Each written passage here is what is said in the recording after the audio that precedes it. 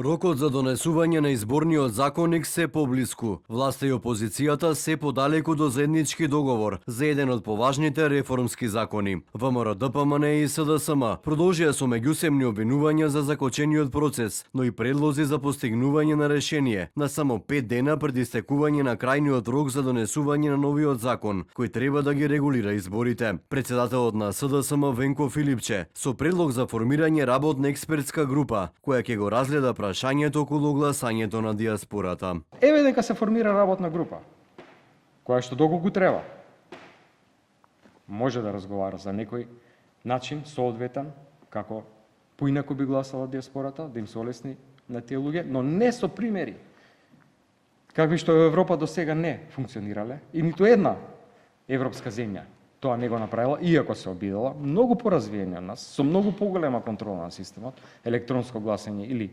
по пошта, еве да го дебатираме, па во следниот период нека заклучи некоја експертска работна група, која што ќе анализира примери од други земји, дали е потребно и на кој начин треба да се смени гласањето на диаспората. Мицковски експресно го одби предлогот на Филипче. Моето искуство вели, ако сакаш да не се заврши работа, формира експертска група, изјави премиерот кој повторно ја повика опозицијата да усогласа заеднички текст за изборниот законник во кој ќе гласа диаспората. Согласете текст, донесете него текстот во кој што ќе биде вклучена и методологија како би гласала диаспората поинтензивно, ние без да го проверуваме веднаш ќе го поддржиме.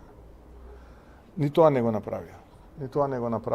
Така што еве, по-коректен, ние кога бевме во опозиција, да имавме ваква влада која што ќе ни оставаше бланко простор за да можеме да поднесуваме решение. Еве, оваа опозиција за жал никако да се снајде да излезе од своето политичко мочевиште. Координаторот на пратеничката група на Левица Борислав Крмов најави дека Левица во понеделник официјално ќе ги покани опозицијските партии на средба за изборниот законник со цел да се излезе со заеднички предлог за една изборна единица. За знам пак не било спорно гласањето на диаспората, туку начинот и формата како тоа ќе се реализира. За нас како знам воопшто не е спорно гласањето на нашите граѓани кои што живеат или работат привремено во странство, бидејќи тоа право им е дадено со устав и им е загарантирано, само треба да се изнајде формата и начинот како тие да го остварат тоа право. Предлогот за една изборна единица, знам како мал и нов политички субјект, апсолутно го поддржува тој предлог и доколку е